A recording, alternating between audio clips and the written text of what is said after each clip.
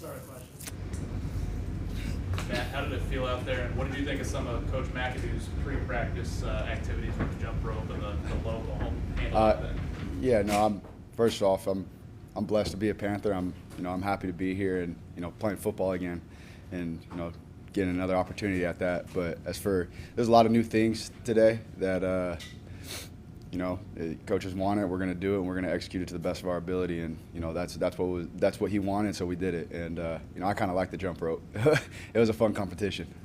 How would you describe the process of getting the first bit of the install before you're getting on the field and going through it for the first time today?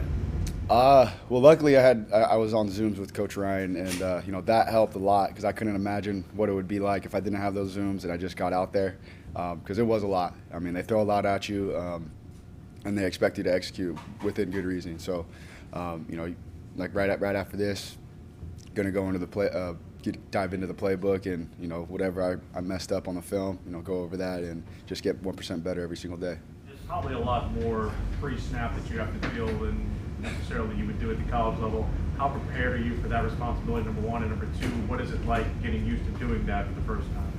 It's not necessarily so in college it was more of, I had pre-snap checks, but it was only in the pass game. Now the next level up here in the NFL, it's every single play, run game, pass game. There's everything. You got a bunch of appendices within the plays that, certain plays require more, but there's also, the simple plays where you're just handing it off and you got to check it to the other side, which is fairly easy. But it could get pretty in detail if within the playbook. I wanted to ask you, we haven't talked to you since draft night, and a report came out after the draft that one of the reasons you go to the third round were alcohol-related issues and other issues. Can you comment on what those things were? Truthfully, I don't know where that came from. I mean, it was just one of those things that just got out there. That was honestly the first time I heard that, and as far as that's something I can control. Again, I got picked up. I'm here with an opportunity, and that's all one can ask for. Why do you think you failed? Man, I truthfully, I don't. That's none of my business, and I'm gonna be the player and play. Matt, a lot of quarterbacks have come to the league, and they end up getting drafted to a team that has a pretty established quarterback that's been there a while. Here, it's a little different. Sam's got 1 year left on his contract. So I guess what I'm saying is you've got an opportunity here. Was this a blessing here to be picked here, given that opportunity? Yeah, of course. I mean, it would have been a blessing to get picked up anywhere, but there are opportunities here, and right now all I'm worried about is just getting through minicamp and taking it one day at a time. Matt, what was that experience like in Vegas where you're in the green room, and then I guess you went with your family? You said the second day just back to the hotel. Yeah. Was it disappointing, and did it kind of leave you with a little bit of a chip? 100%. I mean, I had a chip on my shoulder before, but it just got even bigger, and it was for sure a roller coaster. It was a bunch of mixed emotions, and when I got that phone call, I have never been happy and sad at the same time. I've never felt that before, but it's definitely a good experience, and I'm glad I went just to experience it. You only get drafted once, and I just wanted to do the full thing with my family. A lot of people, who describe you say, you're very competitive and you wear your emotions on your sleeve. I don't know if you agree with that, but if you do, what does that look like? Can you describe that? I'm just, I always say to myself that I never want to get too high, I never want to get too low in your play. When you do something good, remain the same, even if you did something bad. But me, I mean, you're gonna see emotion, and that's just the type of player I am.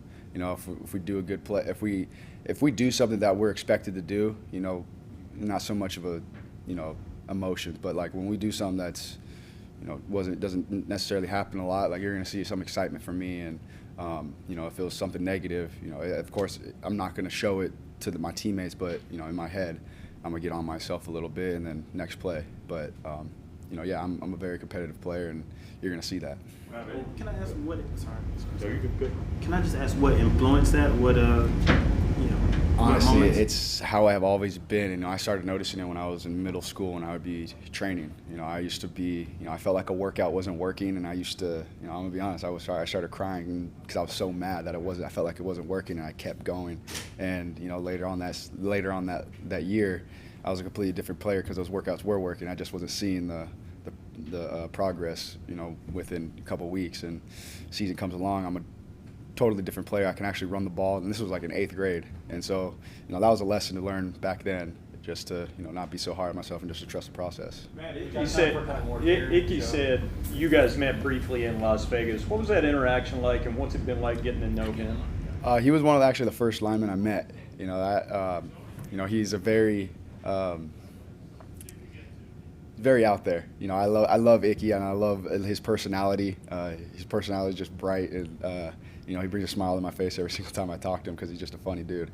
And you know, he's a heck of a competitor, and that's the first time I've ever seen him work was today. And you know, I'm excited to grow this relationship with him. Matt, what was the idea of picking number 9? Was that your first option? No, it was mixed between 4 and 9. I got caught between there. I didn't like the double-digit numbers, and you know, I really like Stafford as well, so I just chose with the 9. Matt, Couple quick ones, guys. Let's be what fast. were the last 2 weeks after Vegas? Did you go back to Cali? I mean, what have you been up to? I had to go back to Oxford for 2 days to, you know, get more of my stuff and move it back to California.